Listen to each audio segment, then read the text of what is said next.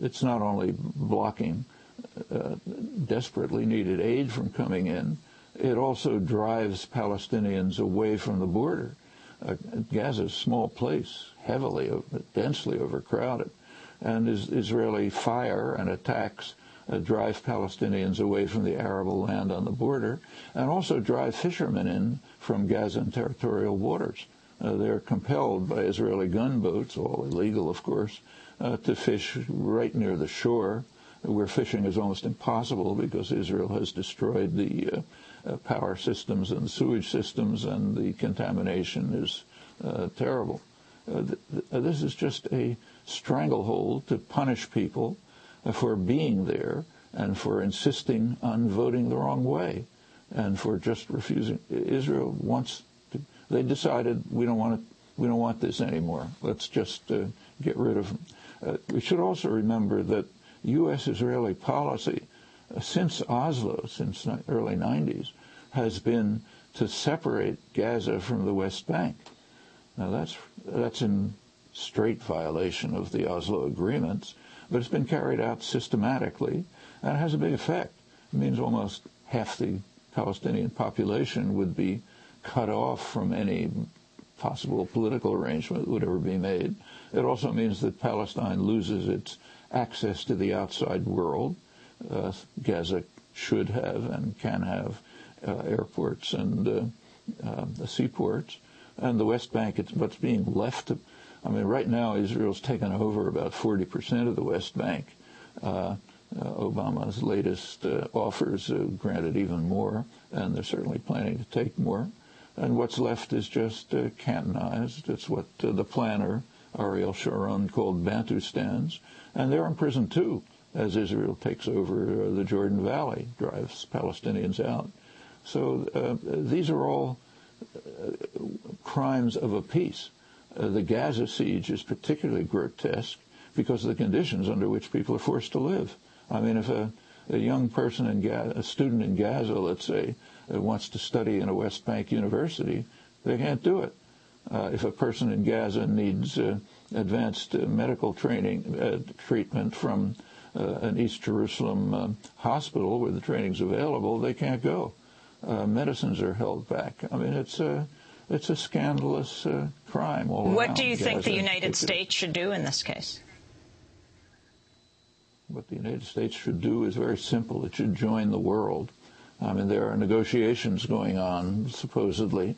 They're presented here as a standard picture as the U.S. as an honest broker trying to bring together two recalcitrant opponents, Israel, Palestinian Authority. That's just a charade. I mean, if there were serious negotiations, they would be organized by some neutral party, and the U.S. and Israel would be on one side, and the world would be on the other side. And that is not an exaggeration. It shouldn't be a secret that there has long been an overwhelming international consensus on a diplomatic political solution. Everyone knows the basic outlines, some details you can argue about. It includes everyone except the United States and Israel. The U.S. has been blocking it for 35 years with occasional departures, brief ones. It includes the Arab League. It includes the Organization of Islamic States, which happens to include Iran. It includes every relevant actor except the United States and Israel, the two rejectionist states. So if there were to be negotiations that were serious, that's the way they would be organized. The actual negotiations are barely reach the level of comedy. The issue that's being debated is a footnote, minor footnote, expansion of settlements. Of course it's illegal. In fact, everything that Israel's doing in the West Bank and Gaza is illegal. That's been, it hasn't even been controversial since 1967. Noam, we have to break, Israel's own highest legal. Yeah. We're going to come back to this in a minute. Noam Chomsky, author and Institute Professor Emeritus at MIT, as we talk about WikiLeaks and the state of the world today. This is Democracy Now! Back in a minute.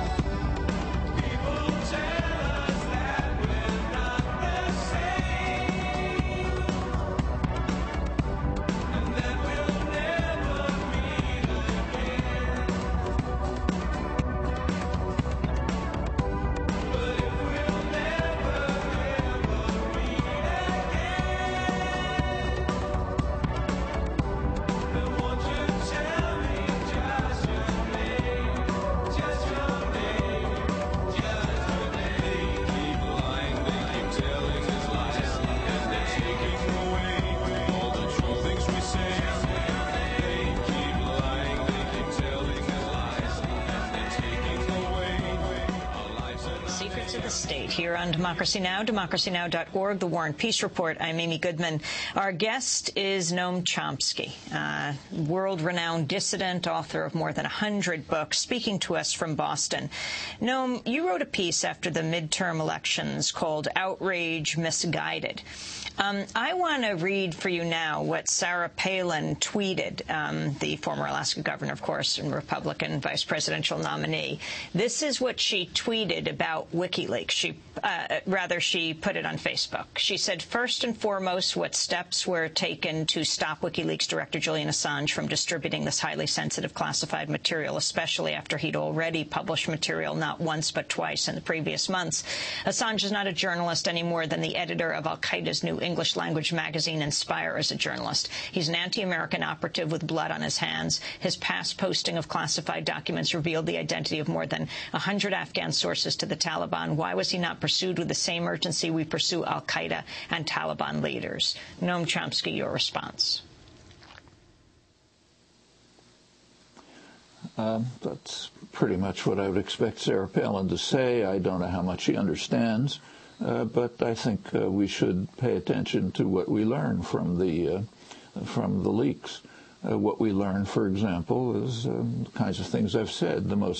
Perhaps the most dramatic revelation is what I've already mentioned, the bitter hatred of democracy that is revealed both by the U.S. government, Hillary Clinton, others, and also by the diplomatic service, to tell the world, to talk to each other, to pretend to each other that the Arab world regards Iran as the major threat and wants the U.S. to bomb Iran, is extremely revealing when they know that approximately 80% of Arab opinion regards the U.S. and Israel as the major threat.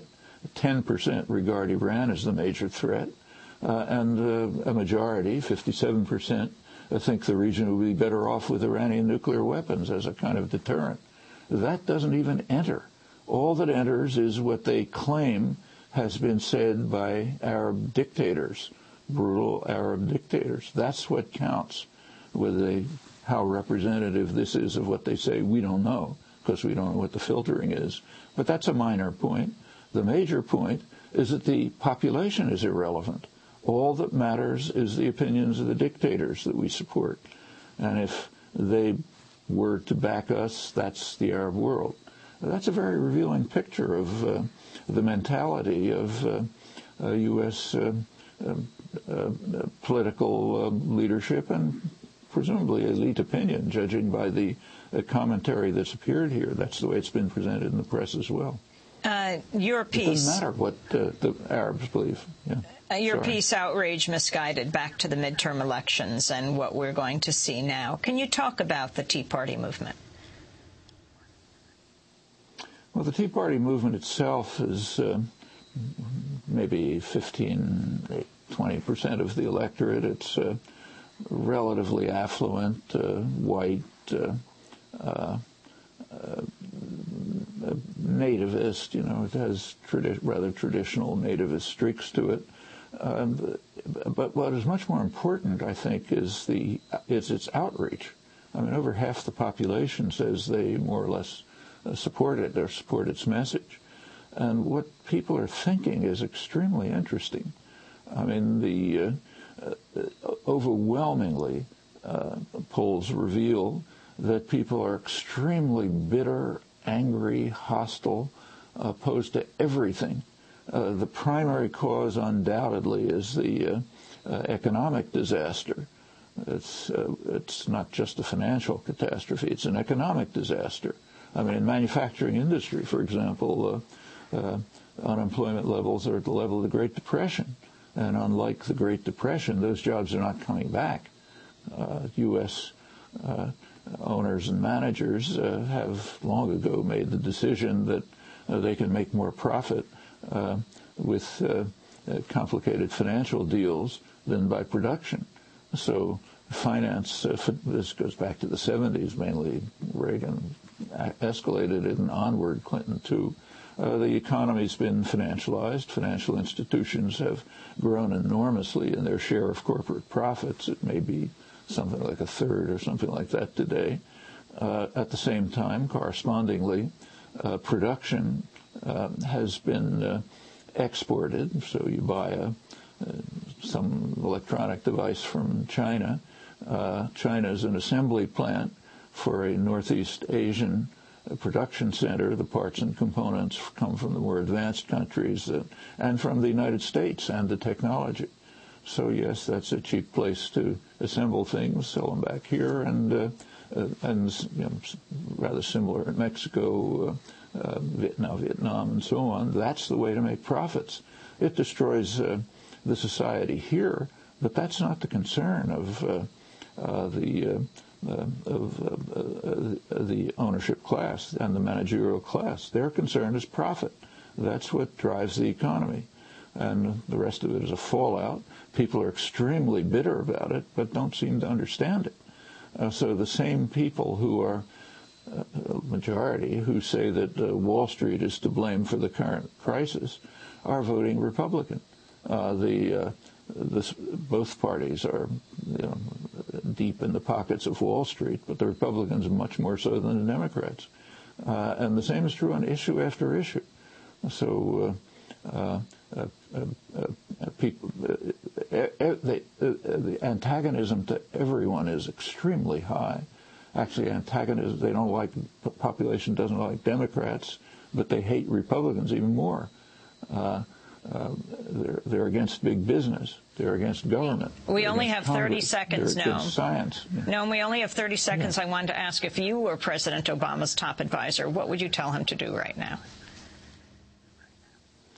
I would tell him to do what FDR did when big business was opposed to him, or help organize, stimulate public opposition and put through a serious populist program, which can be done.